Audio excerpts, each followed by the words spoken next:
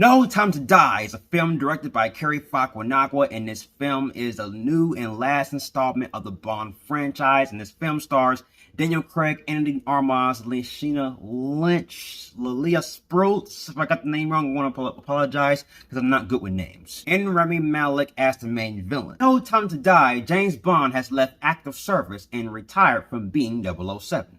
But his retirement is short-lived when Felix Leiter, an old friend from the CIA, turns up asking for help, leading Bond into a trail of a mysterious villain armed with a dangerous technology. So after watching the movie, I realized this was an experience, so I wanted to put more effort and put more time to really flesh out my thoughts when I come on camera.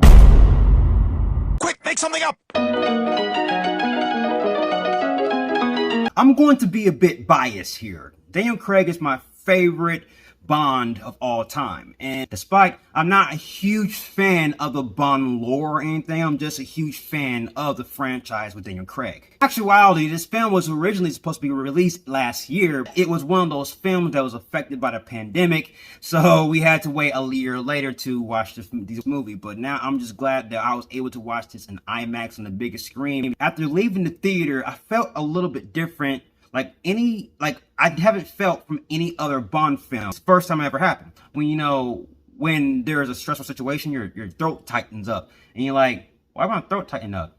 Like, why is it getting stuffy in here? It was a weird transition that I haven't experienced before. And that's what led to me figuring out this film was an experience, because I was compelled on an emotional level. I had to say this is definitely the best James Bond film that truly ends the tenure of the character. Shock value of his performance was that James Bond was throwing one-liners, he was throwing puns that James Bond normally doesn't do, and definitely hasn't done in the other 4 movies. And I just rolled a 7. I'm 007. I can't believe that just worked. And then if you backtrack and look at his character arc from the other 4 movies, that this is definitely a different version, not like a different version of James Bond. This is basically character progression at its finest. And I can understand why he is dropping one-liners and puns, and it makes sense from a character standpoint, that I was just mesmerized and just at awe. And then there was an emotional scene with his character that I haven't seen before. Like, there is a moment where we saw a little bit more of his vulnerability that we haven't seen since Casino Royale. The vulnerability was higher than his vulnerability in the first movie, because there was a scene in this movie where he almost broke down, and I felt like he was broken in a way, and I just really love Daniel Craig's performance as James Bond. He's definitely able to break down layers of his character through his physical performance. And during that one scene where he kind of broke down and kind of like confessed his feelings, I almost felt like a little bit different, as if the writers were trying to change the character, because I felt like this was not an ordinary way to treat the character. And then I realized that, wow, this is definitely James Bond.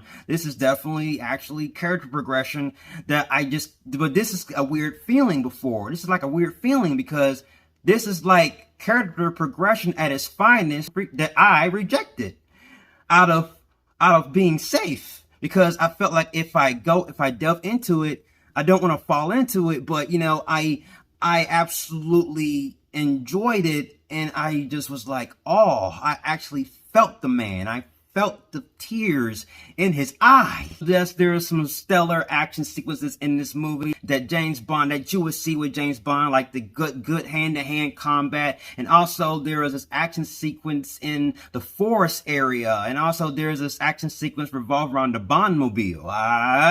But like I said, I absolutely love the action sequences. This film was directed well. And then you got the action and the choreography, and then you got the stunts. Like, there's a scene where James Bond was almost like going up the stairs that went up the wall, and and he like went over a line of people. That was just the visual prowess, sex, and also there was a moment in the forest where he was pretty much going against a few bad guys and driving their trucks, and he just running the forest like Don Rambo, like he's just ready. How chaotic it is, the visuals and the dark and visage of the visceral imagery that you see, and it's almost like you're in the forest and you could get ran over by trucks. And then there's a moment when I kind of gasped where it looked like he got ran over by a truck, but nah, he didn't. Then he just came out like boom, boom, boom, boom. I was curious of how they was going to give the ending of James Bond. And oh man, for a film that's supposed to be the last film in the franchise, I feel like you need to tread carefully. This is the last film. This is the last time we're going to see Daniel Craig as Bond. So how they was going to do the good send-off for the character. And I felt like they did a wonderful job of sending the character, giving him a good send-off and getting a good ending. So much emotion. And I actually agreed with the direction they chose. And I want to talk about the main thing I love about this movie. Another thing I would say that my second favorite aspect of the movie was Ana de Armas. Ana de Armas was just was top notch. I absolutely loved her action sequences. She was fucking amazing. She was so gorgeous, and she had her 15 minutes of fame because she's in her movie for 15 minutes. Hopefully we can like get like a show, or maybe like a spin-off movie with her and Lashana Lynch's 007. I'll get to her in a second. Leia, I would just say her first name, plays the girlfriend of James Bond, and she reprises her role from the previous film. And there was a plot revolving around her, and there was an emotional scene where she was breaking down, and I'm just like, this is some powerful performances here. Her character arc revolves around the main villain. That main villain is Rami Malek's character, and I would have to say that Rami Malek did a fantastic job of playing this character. He did a phenomenal job. He was menacing. He was ominous. Every time he has like an appearance on screen, the way he performs his character, he gives like an eerie, uncomfortable vibe. He was a good villain, and he impacted James Bond. He affected James Bond, not on a physical standpoint, not on an emotional standpoint, but more in a different way. More like it's like his humanity. Like he tested James Bond's humanity. I feel like that was something I haven't experienced with the other villains in the past Bond films. There was a mission revolved around this organization that was wiping out other people, and then somehow I like how the film was able to give out a little bit of layers revolving around the M character, where a major audience almost questioned his allegiance. But in the third act, did a good job of balancing out the action sequences, and it was marvelous because we see Bond's vulnerability that we haven't seen before in that third act that made me almost question his character arc, like I said earlier. But also in the third act, it did a good job of balancing out the action sequences and emotional scenes, because we saw Bond's vulnerability, like I mentioned before, we haven't seen in any other Bond film. That made me almost question the character.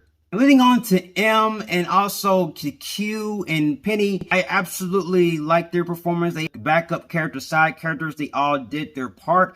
And also I noticed that this film was different. I feel like this is more like an emotional Bond film that focused more on the emotional and vulnerable aspect of the James Bond character, that it focused primarily on relationships. James Bond's, no pun intended. Throughout this movie, you see how he interacts the way with them. You know, they don't really talk about it, but yet you just feel like they're a family. You feel they're a connected unit. Now, the controversy of that people think this is a Me Too.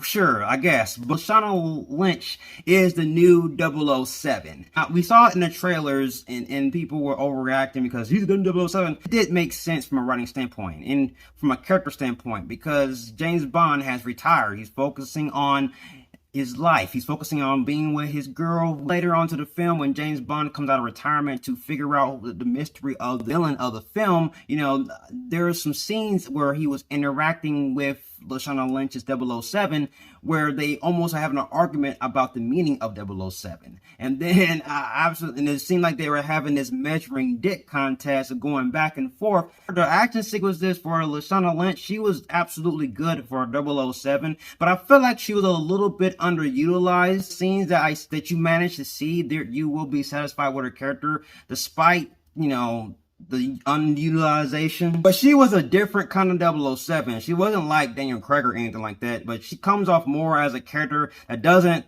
fool around. Like, she just gets the job done. Like, she's pretty much straight to the point. She's not like James Bond, where James Bond, he gets the job done, and he's like, you're going to, he sees a girl, like, yeah, let's go to the room and, just do the business. She's not like that, like, six pack, sweatpants, she's more like a soldier. And the action sequences revolving around her, it was amazing. It was very well put together. I have to say that the action sequences in this movie, period, just visually pleases you. I'm extremely satisfied. And like I said before, I'm a bit biased when it comes to James Bond. But however, I did see Pierre Bronson's James Bond, and yeah, he is cool. Yeah, I see he has cool one-liners and super tech. But Daniel Craig brought the humanity to the character and showed the consequences of pain of living that kind of life as 007. Because Daniel Craig subverts the classic mode of Bond. We see a totally different Bond, like I said before. Something Pierre Bronson's Bond doesn't have in his films. And I'm just like, I instantly fell in love with James Bond. The Daniel Craig version put him down in the dirt and broke him down, that I gotta compare. BBS. All the way from 2006, you see how far James Bond has come. He drops more one-liners. He's a bit more reserved, calmer, just like in the forest scene. But he was like looking at incoming fire. People were driving in their vehicles, shooting. And this guy was just in the forest, like, just walking slowly, steadily to the right. When you see the action sequences, you just see that as if James Bond knew the trajectory of the bullets before the bullets came out of the chamber. We see James Bond at his fit, at his finest. He is still exceptional, even coming out of retirement. And I thought that they made his character a little bit OP, but yeah, I don't think so. This is the longest Bond film for 2 hours and 46 minutes. And yet it didn't feel like, it was that long. It was longer than The Dark Knight, but it didn't feel like it was that long. Like, I was just captivated and engaged into the plot from start to finish, that I was emotionally satisfied from start to finish that this is definitely a good movie. That, yes, I have to go into the few little cons that I have to talk about, and these are like primarily nitpicks. I will have to say that there are some few aspects to Rami Malek's character I just didn't really care for. He wasn't in the movie for a long time. I saw him like here and there, but we didn't really see him fully into the third act, and that's where my problem comes in. He's able to inflict the type of consequence on James Bond that's different from any other villain in the other James Bond, because he's able to break down his humanity. But I feel like they didn't do a good job of delving into more of his backstory, and so therefore we get his clear motivations, because I feel like his motivations was a little bit basic. It made him feel simple, generic villain, like, ooh, on the island, rubbing my stroking my cat, looking at my flowers, look at my garden. Structured, disfigured face, slowly walking, like a god. I feel like we should have gotten a little bit of more, like, emotion from Rami Malek's character, even though I should say, like, the emotion was kind of there, I guess, because it was menacing. I didn't find his character to be emotionally compelling. That's the words I really wanted to use. But outside of that, that is like a small little nitpick. I really did love this movie. This movie was an experience. Like, it doesn't really have a flaw. I can't really figure out any flaws with the film other than Rami Malek, like a small little nitpick. But yes, this is a perfect film, almost perfect film in my eyes, that you have to watch multiple times on IMAX at the biggest screen, like 1 time, 2 times, 3 times. This is a perfect Bond film. Number 1, No Time to Die, Casino Royale, Skyfall, Quantum of Solace, Inspector. Yeah. That's my lengthy ass review of No Time to Die, but it was definitely worth it. Like I said before, this was definitely an experience. So yes, that's my review. That's my review. So if you like everything you see and you agree, click right here, join me and Batman family. I have more Batman-tastic views on the way. You have been warned. Till then,